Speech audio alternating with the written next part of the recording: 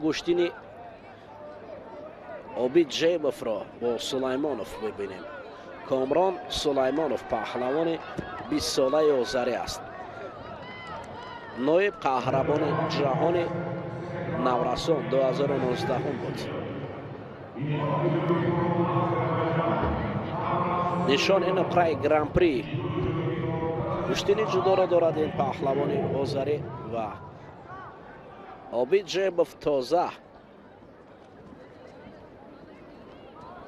مدالدار طلای گران پری دوشنبه است. عابد جیبوف بسیار ببینید یک حالت عجیب. عابد جیبوف بسیار گوشتینی خوب دارد، مخصوصا وقتهای آخر جیبوف خوب می درخشد. سلیمانوف هم پهلوانی تجربه دار است. آذری پهلوان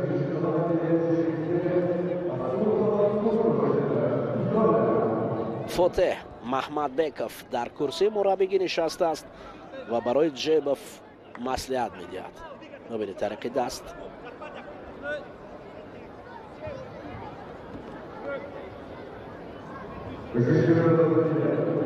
فاتح محمدبکوف عابد جیبوف یک سلاله همان محمدبکوف هستند که چه سامان محمدبکوف چه محمدبکوف و چند دیگران هستند که همه در یک مکتب تمرین گرفتن زیر راهبری برادران فاتح محمدبکوف، ارگش محمدبکوف. چون بالا قید کردیم از اون سلاله محمدبکوف است. سلیمانوف را حالا میبینیم که برای پیدا کردن دست و گریبان رقیب هر شیوه را استفاده میبرد، اما تا هنوز با گذشت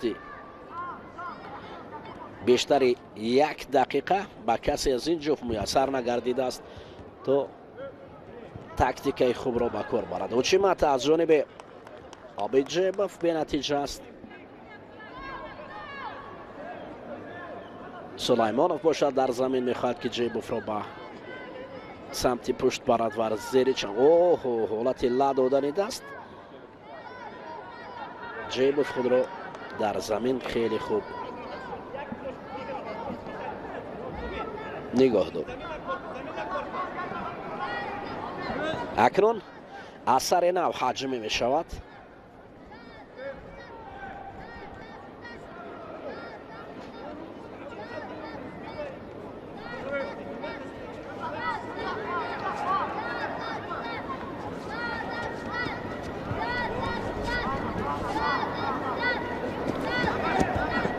و فاصله نزدیکتر هر دو پهلوان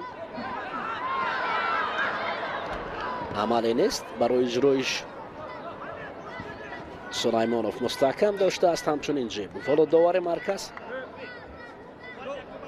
برای این جفت شدای اول را نشان داد.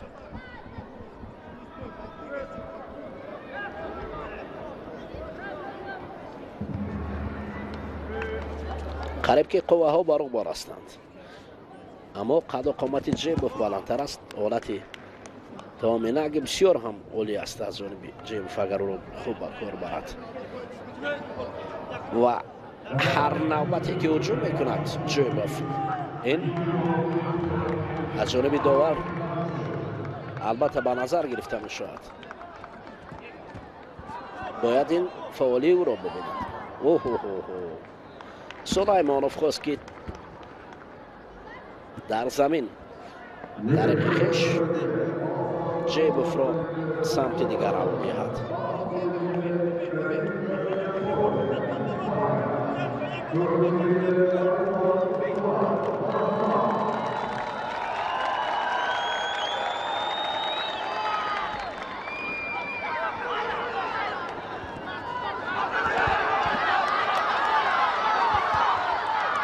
با آزادی سلیمانوف عابد جیبوف را از زمین بالا می آورد. این دومین حالت است که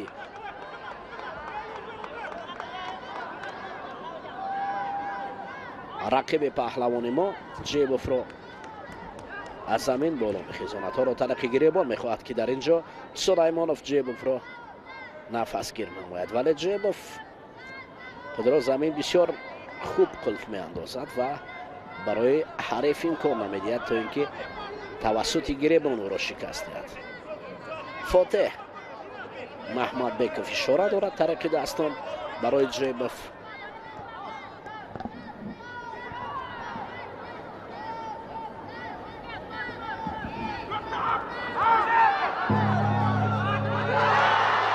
در گامسکو گشتین می شود.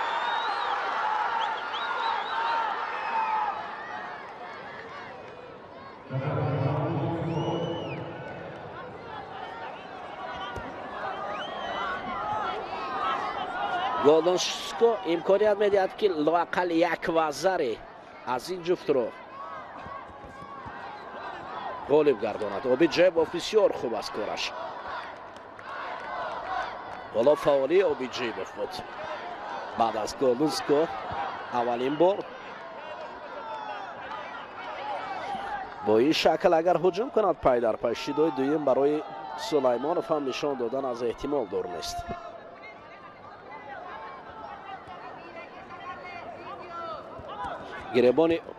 گریبان سلیمانوف را مستحکم داشت و دست رها کرد جیبوف و خود با رها کردن دستش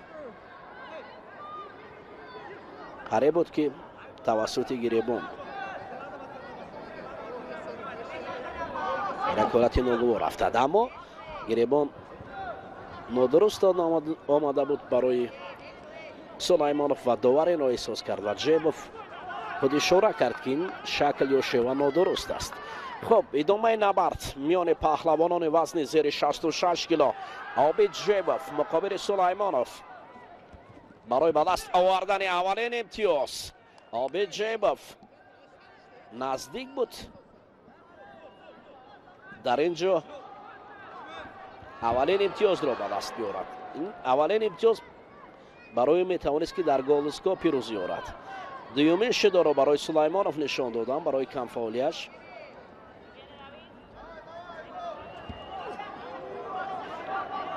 سلیمانوف خسته شده است. این را چی در زمین نوازه و چی در تاچ وزه احساس کردن ممکن است. اکنون این امکانیت است برای جیبوف تا فعالتر شود.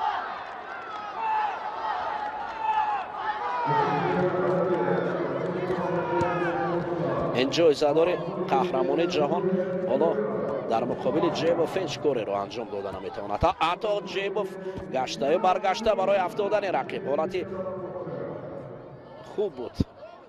خوب بود. شدای سیوم برای سلیمانوف. باید داور لحظه رو به نظر گیرد.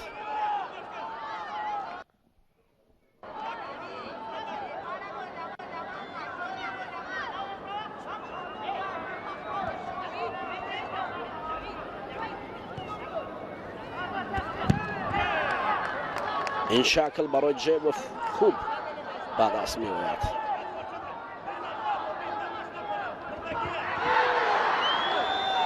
یگانه نفر است که در تکرار تکنیک رسول باقیوف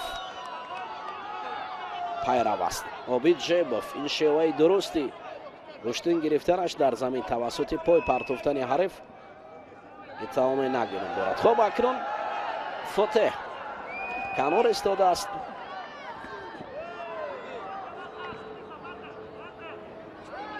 بگذار قرار داور درباره شدای سیوم برای سلیمانوف.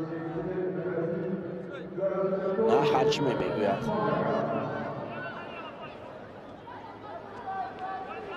الکی سلیمانوف در یک حالتی بسیار هم ناقلای بود برای جیبوف، اما بخیر است. باید با سراسیمگی امران ندهد جیبوف. بسیار عملی خوب. لحظه دیگر باقی مانده بود که جیبوف در اینجا حریف را پهلو افتاند.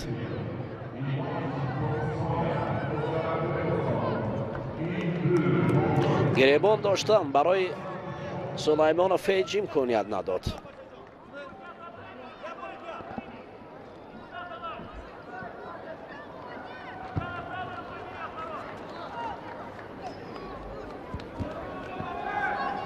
سر نو می آیند. این شکلی جیبوف اولا سلیمانوف را لااقل در وقت اساسی پهلو افتاد، اما بسیار هم خوب است. حالا شاید برای جیبوف ولی شیدا نشان دهند این اکنون از روی برابر شداها گشتین ادامه می‌یابد، اما باید این با قول دیگر فالشاتکارا دیگر رو به جیبوف نشان دهد. خوب است کارش، میتواند که نه هنوز داور رو گوش نمیکند سلیمانوف و داور هم خاموش است، اما جیبوف از این حالت در حال خود را زمین برد.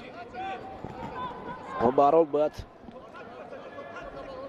قرار داور روشن‌تر باشد و باید زیرکی را از دست ندهد. جیبوف کم فاول نباشد، باید فاول شود.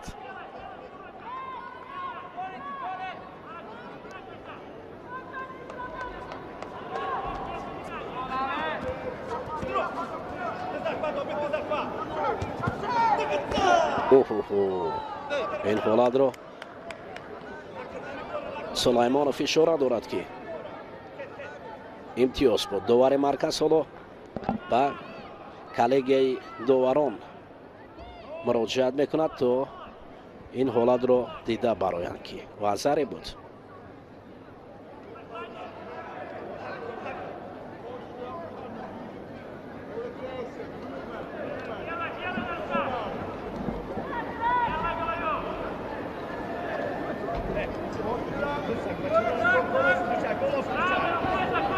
حجمه حالا اکنون امکانیت های زرین در دست این جفت است. کسی که این امکانیت های طلایی را به کار برد موفق میگردد. از روی قوه ها هر دو برابر هستند و سلیمانوف با جیبوف گشتین را ادامه میدهند. در فاصله هراس دارند یکدیگر، میدانند که نزدیک شدن آنها برای یکدیگر خطر دارد. سلیمانوف هم پهلوان تجربه دار است، نایب قهرمان جهانی نورسان بود، یعنی از خردی به مقام های بلند رسیده است. هر دو سطح گشتینشان بلند است. ما پهلو افتیدیم و سلیمانوف اکنون به مرحله های منبع رفت. عابد جیبوف از ادامه نبردها محروم شد. برای جیبوف بسیار امکانیت های خوب بود، حتی فعالی در گولنسکو هم احساس می شد، ولی اندکی فارغ بالی می تواند که قهرمان را با پهلو افتاند. عابد جیبوف اکنون دوستان عزیز در وزن زیر 66 کیلو و مرحله های دیگر نتوانست. گشتین پهلوانان ما همان با پهلوانان آذری ادامه دارد. قهرمان جهان جوانان امام علی نورعلی اولین دیدار خویش را بر مقابل کامران سلیمانوف، حالا از یک کامران رها نشده، باز کامران دیگر آمد. شاید کامران سلیمانوف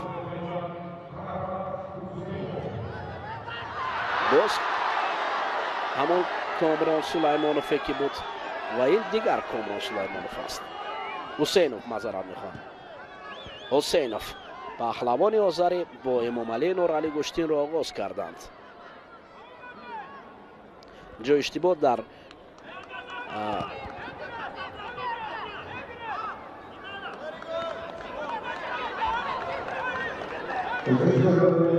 برنامه ایجفی صحیفه رسمی اشتباه آمده است. از این خاطر چون ما نگاه کردیم در اینجا حسینوف، کرامت حسینوف پهلوان تجربه دار است، پهلوان آذری، اما امام علی نورعلی دستاوردهایش در گشتن جدا بلند است. باید مقابل کرامت هر تجربه که دارد استفاده برد. 24 سال دارد پهلوان آذری. در قهرمان جهان هم نشان نقره و هم نشان برنجی دارد. یعنی جوانان با امام علی نورعلی برابر نبود، ولی این گشتین میانی کلانسالان تماما فرق دارد از جوانان و نورسان.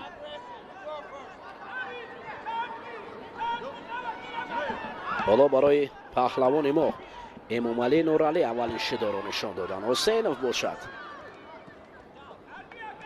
با جداگی کبود گشتین دارد.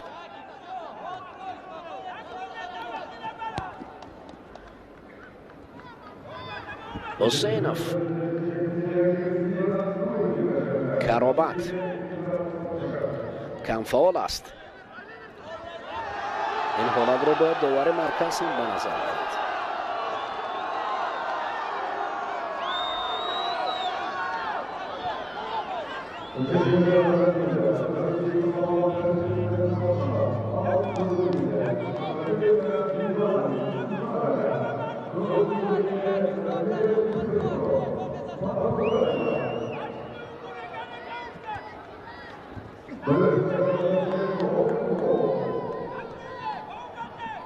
میان یکدیگر نبرد هنوز با یک شیدا فرق کننده است که شیدا است که برای امام علی نورعلی نشان دادند.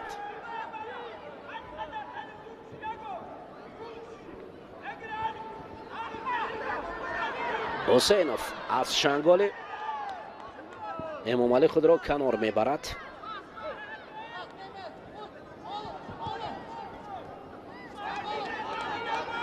اما این نوبت باید داور حتما برای حسینوف شیدا را نشان دهد.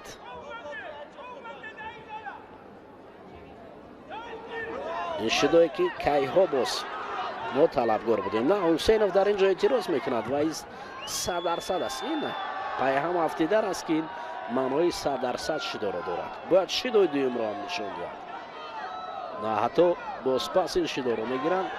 دیدید چگونه داوران نقش دارند در اینجا. آخی گشته برگشته زانو میافتد. پس برای چی شیدا نداد؟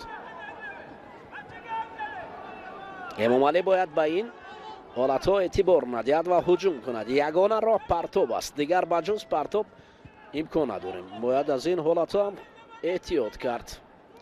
افتیدن هایی که برای ما هستین خطر دارند.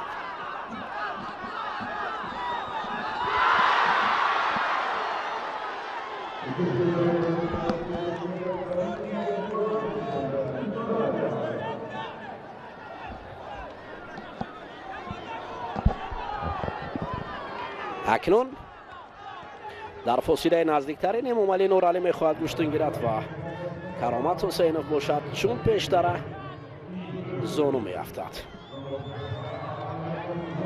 بالاخره داور لااقل یک شیدا را برای حسینوف نشان داده است. نشان داد، باز پس این شیدا را گرفت. امام علی یک کارات خطر، یک پهلو افتید امام علی نورعلی. این وزر برای حسینوف هدیه کرد. اشتباهی که امام علی نورعلی در مقابل رقیب نشان داد. فاصله نزدیک رفتن بسیار خطر داشت. یگانه راه برای امام علی دیگر هجوم کردن است، دیگر راه نیست. هجومی که لااقل پهلو باشد به گالوسکا آنها را برد. اکنون کرامت حسینوف نابسته از این که شیدا نشان دهند برای او، دیگر خود را از دست امام علی دور میبرد،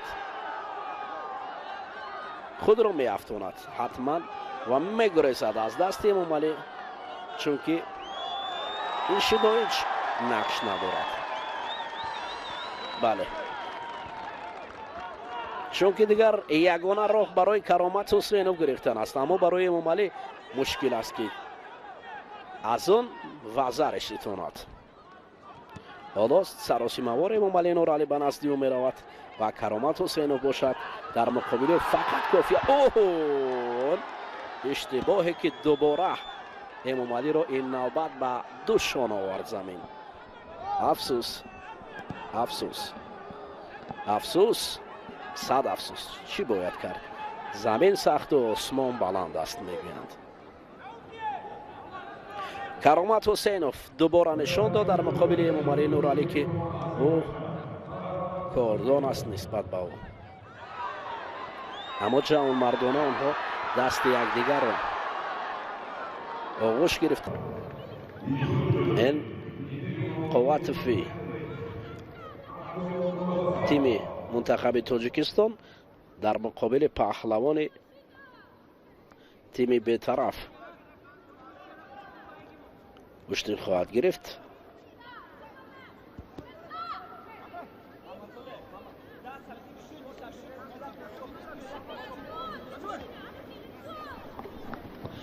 پهلوان ما با جداگی سفید گوشتین دارد. دوستان عزیز، کلاساو باشد از تیم بی‌طرف.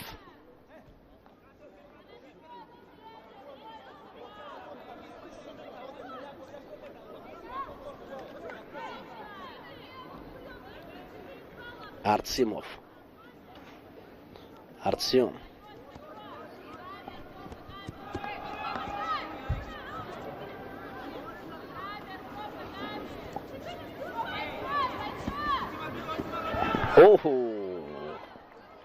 این حرکت ها بسیار خطر دارد برای قواتف. باید احتیاط کنانه گوشتین گیرد.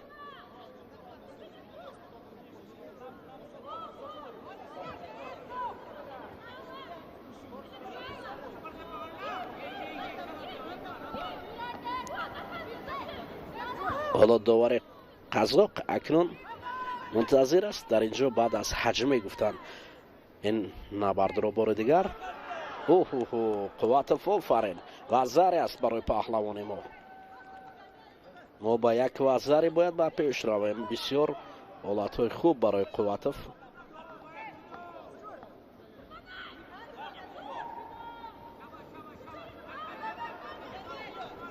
ارتسیوم باشد با جداگی کبود کشتین دارد و محمد صالح این پهلوان بسیار هم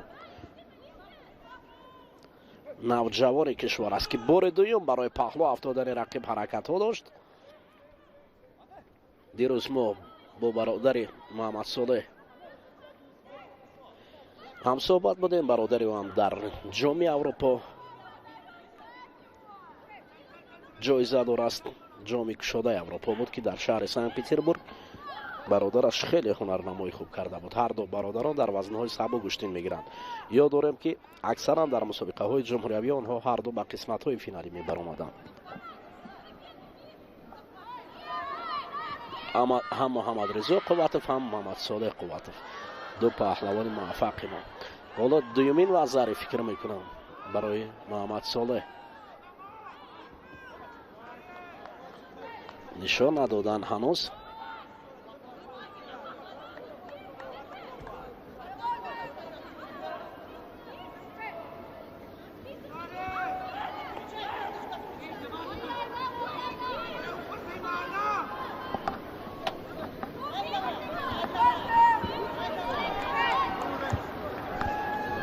بله، وزر دوم را هم برای ما نشان دادن و همین طریق محمد صالح حالا راهش کشاده گردید به دوره های من بعده. این بسیار شایسته خوب گوشتین گرفت محمد صالح. مخصوصا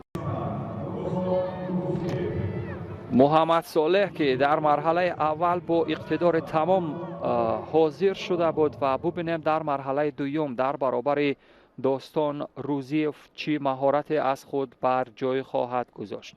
محمد رضا که در رقابت‌های گرانپری دوشنبه تا برای به دست آوردن مدال برنجی رفته بود، بسیار مقتدرانه رقابت‌ها رو شروع کرده بود و امروز هم بسیار با اقتدار تمام و با همان تعبیر شعله‌ور ظاهر می‌شود. در این رقابت ببینید 60% بر سود داستان روزیف افضلیت را میتونند که گویا او برنده میشده باشد و 40% در برابر قواتوف میبینند. اما از اینکه قواتوف در فرم بسیار معمولی قرار دارد. از اینکه قواتوف با همون حرکات معمولی جذاب خود که یک جداکار باید داره باشد در اینجا افضلیت دارد. و ببینیم رقابت ها را روزیف هم بیشتر در رقابت های گذشتهش پیروزی دارد، تجربه زیادتر دارد، اشتراک بیشتر در رقابت های فصل های جودو جهانی دارد و این تجربه بیشتر او رو فیصدی برتریتش رو بیشتر نشان میده.